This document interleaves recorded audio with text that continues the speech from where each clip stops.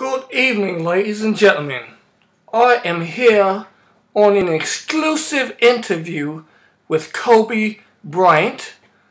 My name is Johauny Dep. Johauny Dep. And I am here to interview Kobe Bryant and get an exclusive look at the life of David Dredden through the eyes of Kobe Bryant. So, Kobe Bryant, what would it mean to you if David Dredden was to stop leading undefeated? That would have been a pretty ugly loss for us. And that would be detrimental, wouldn't it? Now, Kobe, I know you care about David Dredden's well-being a whole lot. So let me ask you this question.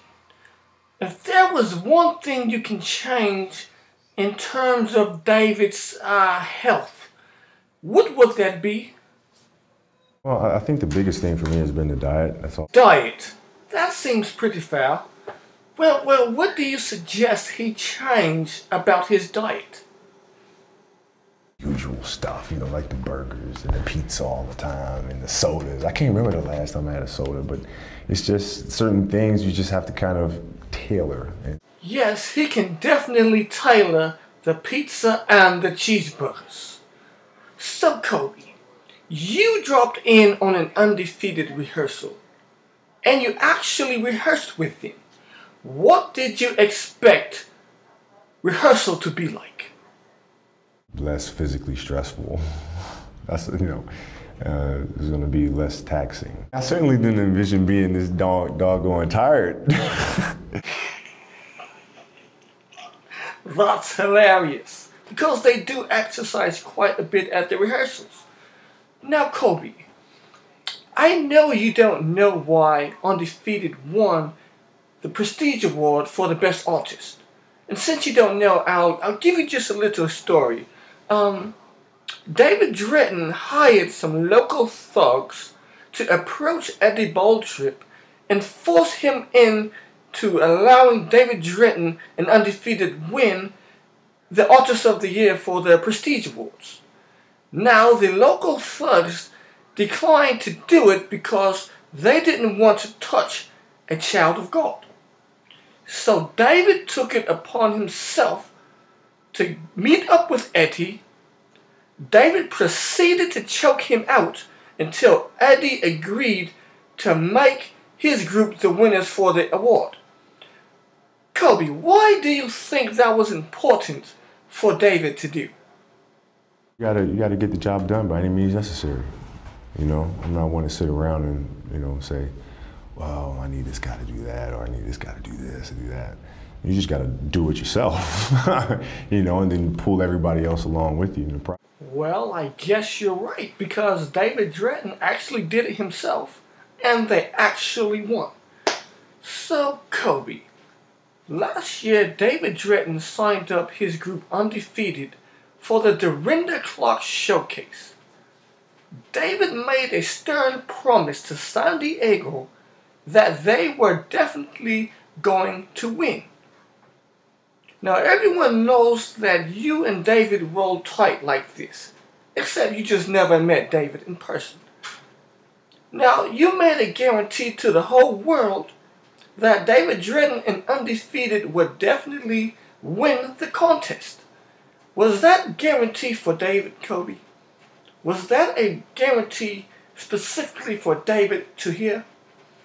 Yeah, maybe. I mean, it wasn't my thought when I said it. It was more just, I was asked the question if we were going to make it, and I said, yeah, absolutely. I mean, it was a no-brainer to me, but then it turned into this guarantee thing. Well, you made the guarantee and they actually won. So congratulations to you, Kobe, and to David Dredden and Undefeated. Kobe, I know David can get a little distracted from, being so busy with so many things. Trying to have some balance in his life, from his family of 3 kids and his wife to running the music ministry at whatever church he's running it at for this month. and also now being in school. So with so much going on in David's life, have you had to ride his back at all this year to keep him focused? It's been pretty easy. Actually, this year I've kind of had to keep my hands off a little bit and kind of let things develop.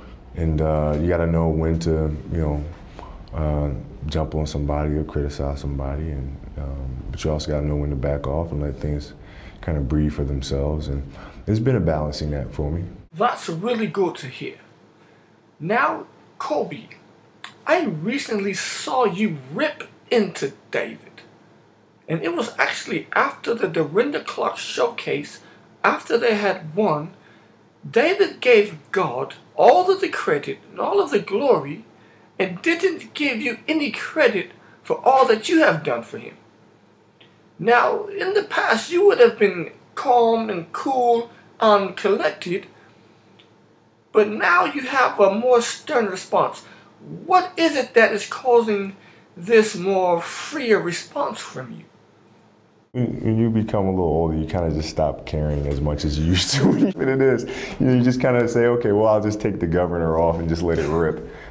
Well, how does it feel? It feels great. It's rejuvenating. That's what it is. Kobe, do you know when Jesus is coming back? No, but just common sense. The end is much closer than the beginning. Well, that is common sense indeed. But we also know that there's nothing common about sense, Kobe. Let's just keep that 100. Let's just keep that totally real, alright? Kobe, aside from being the best basketball player on the planet, you also aspire to be a great praise team leader. As a matter of fact, you and David have this secret competition going on, and as of now, David has you beat, Kobe. How do you feel about that? Yeah, but you know how it is. I mean, that stuff can turn quickly. You know what I mean? It can turn quickly, and then when it does, it's not pretty. So it keeps me on my toes constantly to make sure I'm always prepared and always on top of things I need to be on top of. Interesting. So Kobe, are you a better praise team leader than David? Well, there you have it, ladies and gentlemen. Kobe is a better praise team leader than David. So Kobe, you know David loves to play basketball. As a matter of fact, he aspires to be just like you. But he's pretty far off. He loves to play basketball and he loses quite often, especially when he plays against his brother-in-law, Junior. Now, when he loses, he gets quite upset and goes into a fit of rage. Kobe, what is it like to see David quite upset? I enjoy it. I think it's fun for me. It's quite fun for me too, Kobe, might I add. Very exciting when I see it, trust me. Kobe, there was one particular Saturday when David Dredden and Undefeated had to perform at a concert. Now, during this concert, David was dancing. I believe he was doing one of these moves. And as he jumped to the other side, he landed and twisted his ankle. Now, mind you, the next day he had to play. And he would have had to play in pain. So, Kobe, should he have played at his church the next day on the keyboard, or should he not have played? What's your analysis on that? Well, I think the analysis that I try to make is, if I'm out there playing, do I have the potential to make it worse? Is the leg strong enough to be out there performing the way I need to be performed and not be worse? And from that perspective, if you feel like you can go out there and perform and you're healthy and you're ready to go, then play.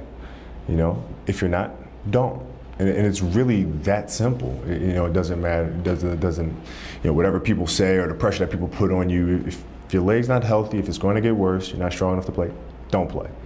If you are, play. Well, it doesn't get much easier than that. It doesn't get much simpler than how you just explained it. Kobe, thank you so much for taking out your time to allow me to interview you on the life of David. Take care now. There you heard it.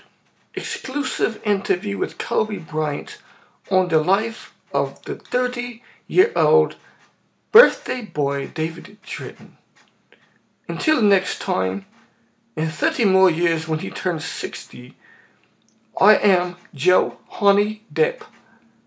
I'll see you soon. Signing off. Stay classy. Happy birthday.